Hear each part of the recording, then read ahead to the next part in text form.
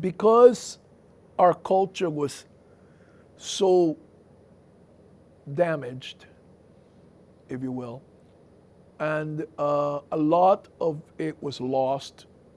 We've already proven that some of it survived and has come down. I told you about that healing movement, and then the dance, and there's a bunch of other things. And then a lot of words have survived, but a lot of it was lost. And the way in which people were named, it's debatable. Modern Tainos and the Taino researchers movement have come up with ways of naming people. The chief usually is the one that gives people their Taino names. I have a different experience. We believe that another way of achieving a name is through vision questing. And I already told you that I got my name through a vision quest. And so I actually offer, as a Behike, which is what I am, a spiritual guide, I offer vision quest, actually sometimes right here. People come from all over the place and they spend 4 days and 4 nights in a tent here on the land. And I leave them, one of the experiences of vision questing, the way we do it in the Caney Circle, is that they're allowed to be by themselves. They spend a lot of alone time. That's one of the ways in which we see a name, because the name comes to them from the dream that they have, a vision. My son's name, he dreamt about a macaw, and that became his spirit animal. The macaw, you know what a macaw is, like a big parrot? Okay, yeah, the macaw feathers, right.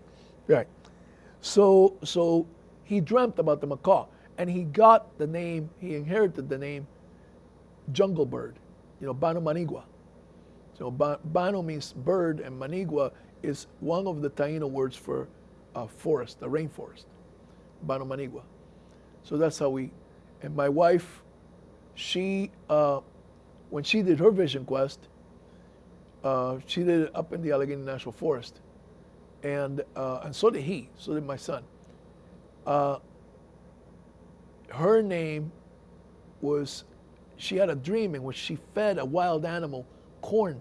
She's always thinking things are hungry, they need to be fed. That's the way she functions.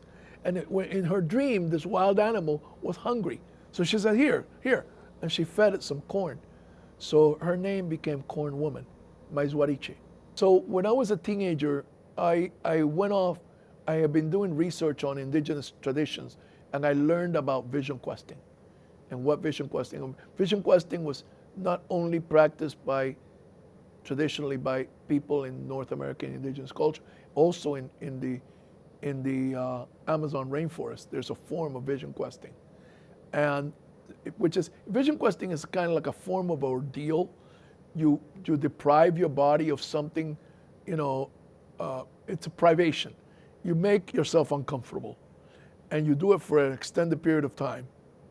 So in many cases, it involves fasting, not eating, going hungry. Now in South America, there's one form where the trial is to put these gloves on where they've embedded these fire ants.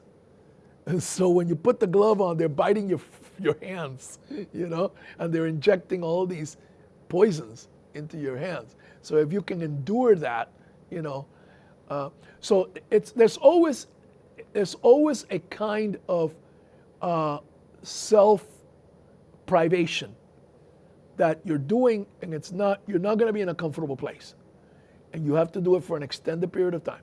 So what I did is I fasted for 4 days. Just didn't eat anything, water. And I had some dreams, visions, and part of that was I interacted with a spirit animal, a cricket. And the cricket spoke to me, and I was given the name Black Ribs, which I, guided by my ancestors and by my spirit guides, I interpreted into the Taino words sobaoko, which comes from a word that's very common in Cuban Spanish, sobaco, which is like the armpit, you know, the place where your ribs are here. And Koromo, which is the name of one of the 4 directions. Koromo is the direction of the west, and the color for that direction is black. So Sobaoko Koromo is my spirit name, my true name. And it means, essentially you can call it, say, black ribs. And I had a dream in which there was a group of people that were hunting. They were hunting manatees. You know what a manatee, a xikao, you know, they were hunting manatees. And the manatees can get real big, you know. So they pulled this thing, this dead thing out of the water and, slaughtered it, you know, cut it up. Everybody got a piece, all the families got a piece. And when everything was done, all that was laying there on the grass was the ribs, the bones. But instead of being white, like you normally would consider bones, they were black. And they symbolized to me that I had to look to the spirit of the West, which is the spirit of introspection, the spirit of looking within oneself and searching and seeking inside one's own self.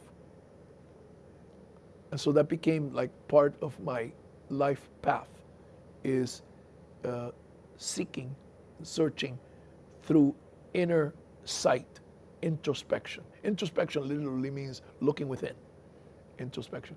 So that's the gift of the spirit of the West, and the color is black, and that's my name.